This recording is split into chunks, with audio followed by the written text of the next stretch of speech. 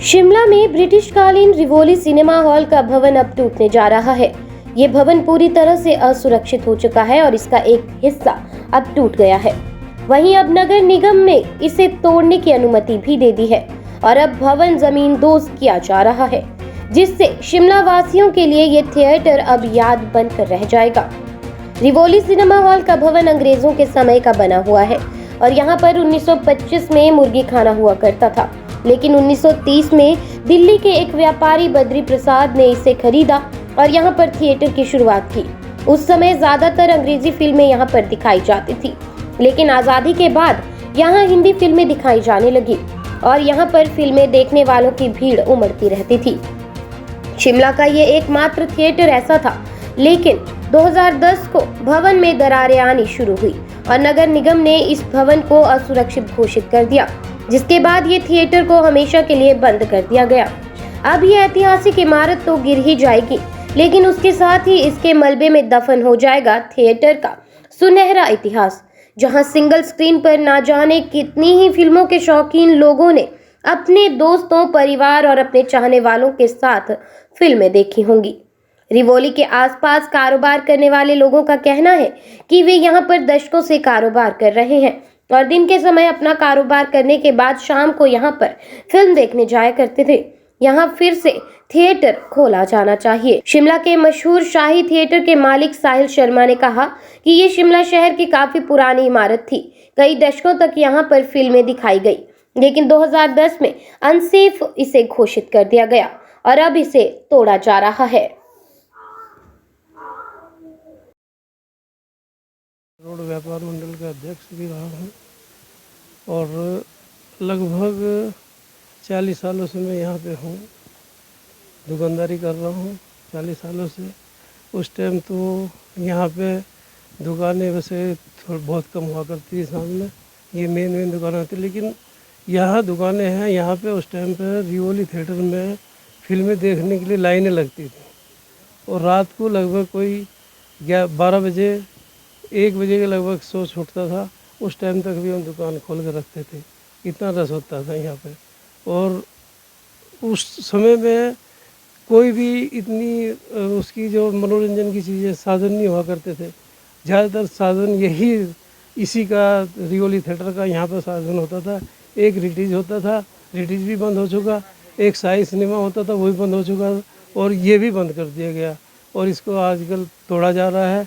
लगभग मेरे ख्याल 7-8 साल से इसको अनसेफ घोषित करके जो है ना इसको बंद कर दिया गया। क्या कारण रहे हैं, क्योंकि इतना फेमस भी रहा है, पुराना भी रहा है, क्या कारण रहे हैं आपको पुराने लिए क्यों बंद कर दिया गया? इनका कुछ डिस्प्यूट था जो आपस में किस जगह किसी और की थी, चला कोई और रहा था इसको, वो आपस में इनका डिस्प्यूट था और वो डिस्प्यूट होने की वजह से ही ये बंद हुआ है। अब ये जो इसके मालिक है वो इसको तोड़ रहे हैं।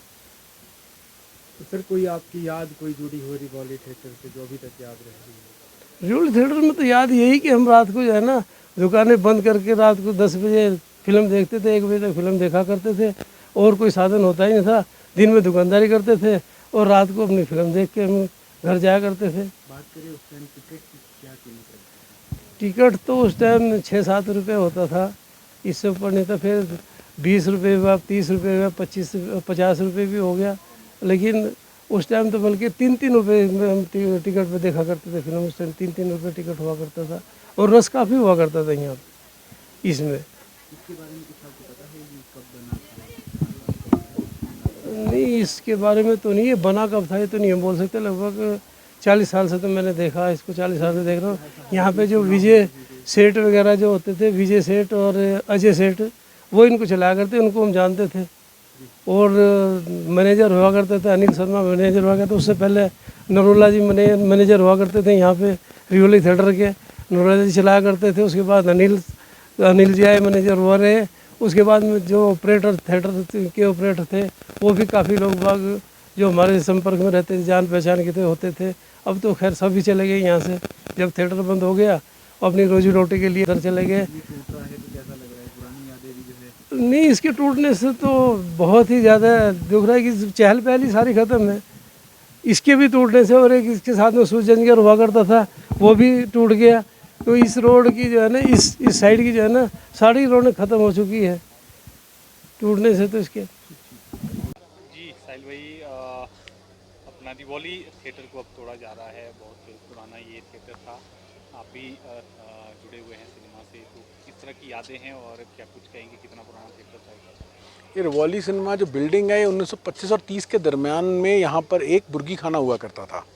1930 के 40 के आसपास दिल्ली के सेठ बद्री प्रसाद ने इसको लीज पे ले लिया था, इस बिल्डिंग को राजा नाहन से, और उसके बाद इसमें सिनेमा हॉल खोल दिया था। तब से सिनेमा हॉल ही चल रहा था और इसके 2010 में इसके बंद होने तक इन्हीं का परिवार इस सिनेमा का संचालन कर रहा था। सिनेमा जगत के लिए खासतौर पर शिमला हिमाचल की अगर बात करें तो कितना महत्वपूर्ण इसका बैकग्राउंड रहा है? क्या ये सबसे पहला सिनेमा हॉल था हिमाचल में? ऐसा तो नहीं कह सकते कि पहला था, और ये मतलब शिमला में ही सिनेमा हॉल होते थे पहले सिर्फ, बिकॉज शिमला एक बड़ा शहर था।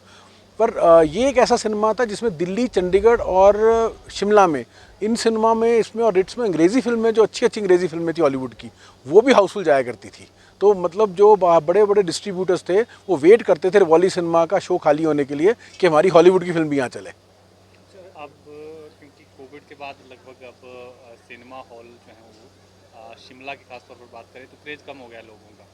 ये क्रेज़ ऑल ओवर इंडिया कम हुआ है। शिमला में थोड़ा क्रेज़ इसलिए कम होता जा रहा है बिकॉज कॉलेजेस यहाँ पे, जैसे बाकी देश में कॉलेजेस तब 10 से 11 महीने चलते हैं, यहाँ पर कॉलेज और यूनिवर्सिटी मुश्किल से 5 महीने चलती है, तो कॉलेज क्राउड नहीं आ पाता। सेकेंडली यहाँ पर यूथ की कोई ऑक्यूपेशन के लिए कोई ज़रिया नहीं है उनकी आमदन के लिए, तो यूथ बाहर निकल जाता है शिमला से, और वही है, दिन के शो यूथ चलाता है, शाम के फैमिली चलाती हैं, तो इसीलिए दिक्कत आ रही है शिमला में बहुत ज़्यादा। जब से आपका इंटरनेट बिल्कुल फ्री हो गया था, बहुत सस्ता हो गया था, तब से यूथ के हाथ में एंटरटेनमेंट है, या कि किसी भी आम आदमी, फॉर द मैटर लेबर के हाथ में एंटरटेनमेंट है।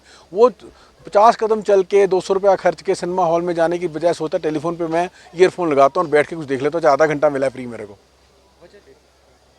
ये बिल्डिंग 2010 में अनसेफ डिक्लेयर कर दी गई थी, सिंकिंग जोन था, तो ये भी सिंक कर रही थी बिल्डिंग, तो इसको सिनेमा चलाने के लिए उपयुक्त नहीं पाया गया था।